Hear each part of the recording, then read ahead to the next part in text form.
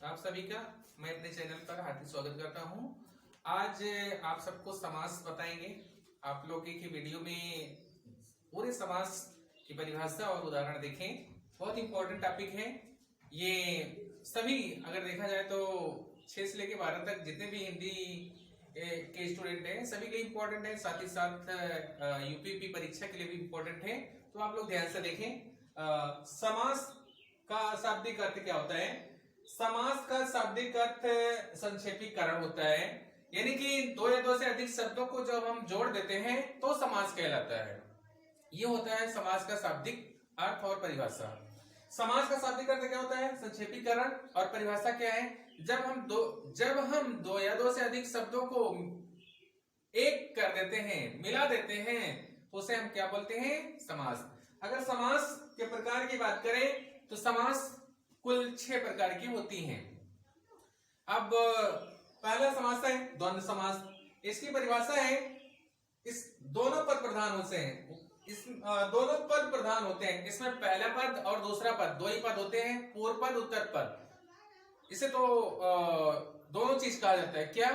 पूर्व पद उत्तर पद चाहे कह लीजिए, चाहे प्रथम पद और द्वितीय पद कह लीजिए, दोनों एक ही बातें हैं। तो इसमें दोनों पद प्रधान होते हैं। जैसे माता पिता, अगर इसका हम समास विग्रह करेंगे तो माता और पिता, इसमें माता और पिता दोनों का महत्व एक बराबर है, दोनों पद प्रधान है। पहला पद भी प्रधान है और दूसरा पद भी प्रधान है। इसमें एक पॉइंट और समझिए, अगर हम विग्रह करते हैं तो विग्रह करने पर, जब हम विग्रह करते हैं तो विग्रह करने पर क्या क्या आता है इसको हम देख लेते हैं।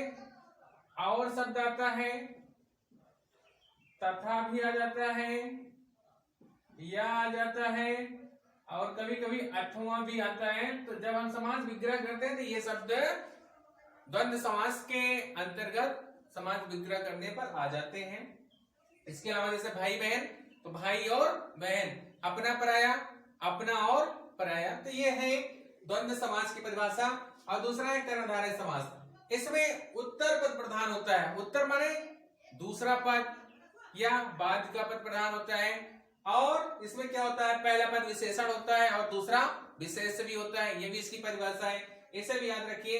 जैसे इसका उदाहरण है नील कमल। अगर इसका हम समास विग्रह करेंगे तो हो जाएगा नीला कमल। इस तरह से ये कर्णधारय समास की परिभाषा और उदाहरण हो गया। और तीसरा है बहुप्रिय समास। इसमें अन्य पद प्रधान होता है, न तो पहला पद प्रधान होता है और न ही दूसरा, बल्कि कोई अन्य पद यानी कि तीसरा पद प्रधान होता है, तो वहां पर बहुप्रिय समास होता है। जैसे गजानन, समास विग्रह इसका करेंगे तो हाथी के समान है, हाथी के समान है मुख जिसका, हाथी के समान है मुख जिसका, अर्थात गणेश जी। तो यहाँ पर तीसरा पद प्रधान हो रहा है, यानी कि अन्य पद प्रधान हो रहा है। तो जहां पर इस तरह से तीसरा पद प्रधान हो तो वहां पर बहुप्रिय समास होता है। इसी के जैसे एक उदाहरण और आपको बता दे रहे हैं, जैसे चतुर्भुज, चतुर्मुख, इन दोनों पद में भी बहुप्रिय समास है। चतुर्भुज, 4 है भुजाएं जिसके, अर्थात विष्णु भगवान। चतुर्मुख, 4 है मुख जिसके, अर्थात ब्रह्मा जी। तो इन सभी पदों में बहुप्रिय समास है। अगला है तत्पुरुष समास। इसमें क्या होता है? उत्तर पद प्रधान होता है। इसमें उत्तर पद माने बाद वाला पद, बाद माने दूसरा पद प्रधान होता है, तो वहां पर उत्तर पद प्रधान होता है। इसमें विभक्ति का लोप भी होता है। द्वितीय विभक्ति से लेकर के सप्तमी विभक्ति तक के चिन्हों का लोप होता है, तो वहां पर तत्पुरुष समास होता है। जैसे राजपुत्र, इसका समास विग्रह करेंगे तो राजा का पुत्र हो जाएगा। तो यहां पर तत्पुरुष समास है। और आप बीती, अगर इसका समास विग्रह हम करेंगे आप पर बीती, इसमें भी तत्पुरुष समास है। अब अगला देंगे द्विगु समास।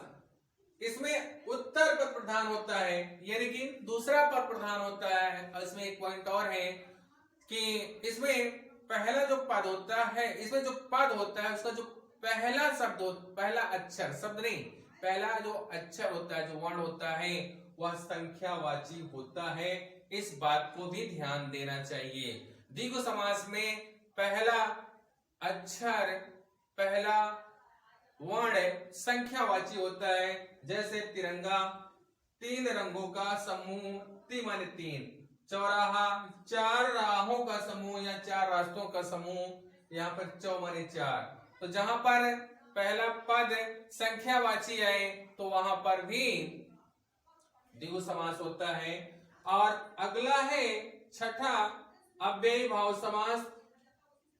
पूर्व पद प्रधान होता है। अब पूर्व पद माने क्या होता है भैया? पहला पद।